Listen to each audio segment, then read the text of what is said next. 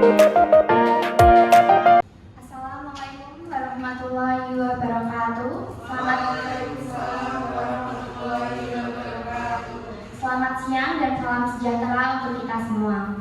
Yang terhormat Ibu Rosalina Eskap Mkes, Bapak-bapak dan Ibu-ibu yang sudah berkenan hadir untuk mengikuti kegiatan penyuluhan siang hari ini di Balai Desa Gedang Anak. Sebelum kita mulai, izinkan kami memperkenalkan diri terlebih dahulu. Kepada penyuluh dan juga kameramen, mohon untuk maju ke depan.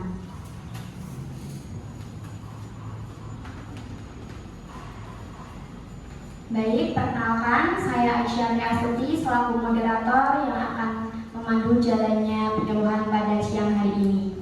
Kemudian ada teman saya, ada pun juga penyuluh 1 Dwi Aulia, kemudian penyuluh 2 Andi Rifki, dan juga dokumentasi Revalina Yevri. Selanjutnya kepada penyuluh dan juga kameramen dipersilakan untuk duduk.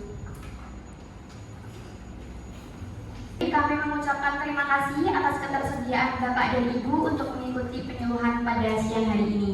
Acara akan langsung kita mulai dengan penyampaian materi, kemudian dilanjutkan dengan sesi tanya jawab dan juga penutup. Kemudian mari kita simak bersama penyuluhan dari rekan kami. Kepada penyuluh pertama kami persilahkan.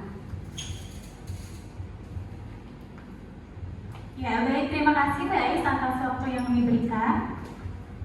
Baik, sebelumnya saya mau tanya nih, Bapak Ibu di sini ada yang tahu nggak sih tentang apa itu probiotik dan prebiotik?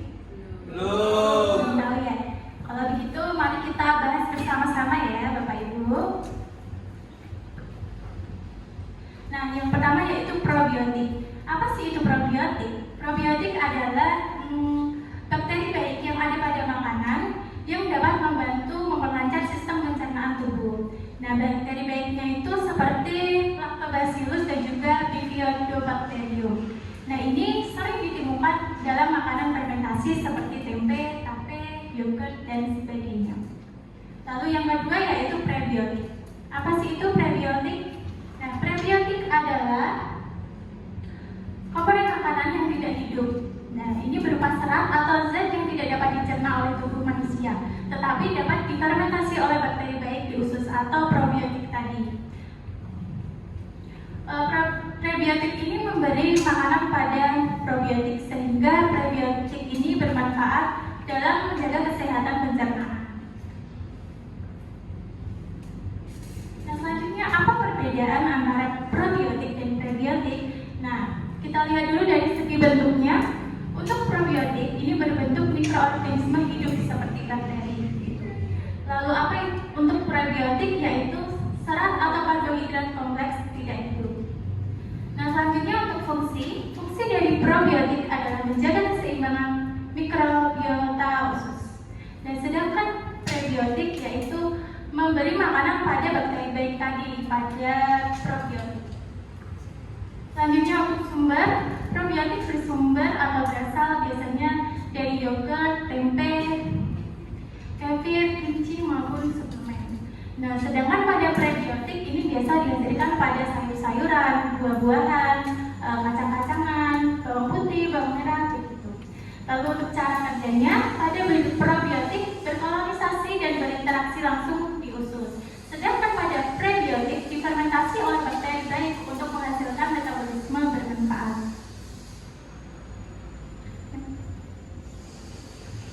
Nah, lalu apa sih contoh makanan pada probiotik? Nah, contohnya seperti tadi ya, makanan yang difermentasi seperti itu, seperti tempe, yogurt, asinan kubis, tape, ya, seperti itu. Lalu untuk contoh makanan prebiotiknya yaitu seperti buah-buahan, seperti pisang, nanas, semangka. Nah, untuk sayuran seperti tomat, brokoli, sawi hijau, dan sebagainya. Lalu bumbu masakan seperti bawang merah, bawang putih, jahe, dan produk susu yang belum terfermentasi. Selain itu ada kacang-kacangan seperti kacang polong, kacang almond. Baik, selanjutnya akan dilanjutkan oleh rekan saya ya Bapak Ibu. waktunya Mbak Putri. Saya akan melanjutkan penyuluhan tentang manfaat probiotik. Manfaat probiotik di sini ada 4. Yang pertama yaitu untuk membantu mengatasi gangguan pencernaan seperti diare, sembelit, dan intoleransi laktosa. Yang kedua yaitu untuk meningkatkan penyerapan nutrisi dan makanan. Yang ketiga yaitu memproduksi asam lemak rantai pendek yang menurunkan pH usus atau keasaman usus. Yang keempat yaitu memperbaiki kerusakan mukosa usus dan memperkuat fungsi barier usus. Yang selanjutnya ada manfaat prebiotik.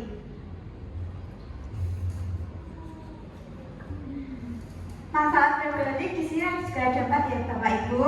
Yang pertama yaitu ada menjaga kesehatan saluran pencernaan dan mempercepat fermentasi sisa makanan. Yang kedua, memperkuat lapisan dinding usus dan sel-sel usus. Yang ketiga yaitu meningkatkan sistem imun dengan meningkatkan jumlah dan aktivitas sel imun. Yang terakhir yaitu untuk menurunkan permeabilitas usus sehingga mencegah masuknya bakteri, patogen, dan komponen proinflamasi. Dan selanjutnya ada inspirasi menu probiotik dan prebiotik. Untuk Bapak dan Ibu tirukan di rumah ya. Yang pagi ada bubur ayam, dodol, tempe, pisang, tape. Yang siang ada nasi merah, tumis tempe, sayur bening, mentimun, air putih, dan susu fermentasi. Yang malam ada nasi putih, tahu, kukus, tumis brokoli, air putih, dan yogurt. Dari menu tersebut Bapak Ibu bisa lihat seperti tempe, tape, susu fermentasi, dan yogurt merupakan probiotik atau mikrobanya, sedangkan yang lainnya merupakan makanan dari mikrobanya yaitu prebiotik. Dari materi tersebut yang saya sampaikan, apakah Bapak atau Ibu sudah mengetahui tentang probiotik dan prebiotik? Sudah. Baik, kalau begitu saya coba tanya ke Bapak yang samping ya. Untuk Bapak yang di depan, boleh yang namanya Pak? Bapak Messi. Oh baik, untuk Bapak Messi saya ingin bertanya apa saja sih Pak makanan probiotik? Makanan probiotik itu tadi ada tempe, ada yogurt, ada asinan kubis, sama tadi itu juga ada tape. Oh ya, benar ya Pak. Berikan tepuk tangan untuk Bapak Messi.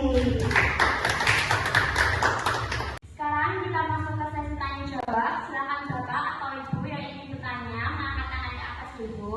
Nanti akan dijawab oleh pemateri kami. Oke, boleh apa pertanyaannya? Perkenalkan, nama saya Ibu Matisya. Saya ingin bertanya, apakah aman jika kita mengkonsumsi probiotik setiap hari? Oke, Ibu. Terima kasih pertanyaannya bagus Ibu. Selanjutnya apakah ada yang ingin bertanya lagi?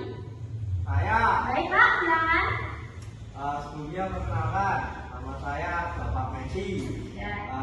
Saya mau bertanya dong, apa sih efek kekurangan makanan prebiotik? Oke, baik Bapak Messi. Terima kasih ya Bapak. Pertanyaannya. Materi silakan menjawab pertanyaan dari audiens. Jadi di sini saya akan menjawab pertanyaan dari Ibu Matisya ya Bu.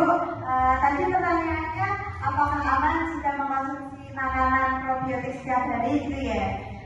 Jawabannya adalah aman jika tidak berlebihan dan tidak ada alergi tertentu ya Bu. Probiotik bisa menjaga daya tahan tubuh dan bisa menjaga kesehatan pencernaan. Gitu ya Bu, jelas ya Bu. Makasih Bu. Baik, saya akan kembalikan lagi ke pembawa acara. Baik, terima kasih atas penyampaian materinya. Selanjutnya untuk pertanyaan kedua silakan dijawab oleh pemateri pertama.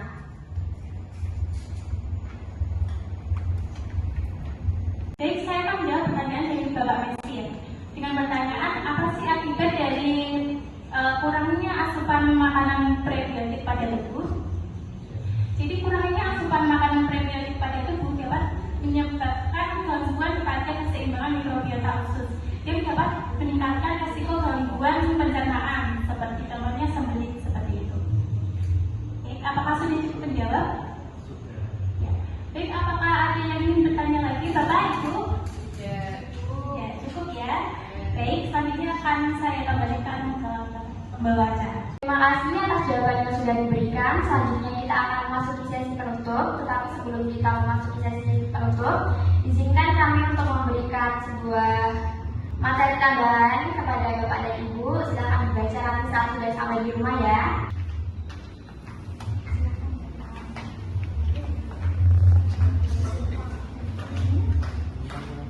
Demikian rangkaian kegiatan pada hari ini. Terima kasih banyak atas perhatian dan waktunya Bapak dan Ibu. Mohon maaf jika ada kesalahan kata dan juga kesalahan dalam rangkaian kegiatan. Terima kasih sebelumnya. Wassalamualaikum warahmatullahi wabarakatuh.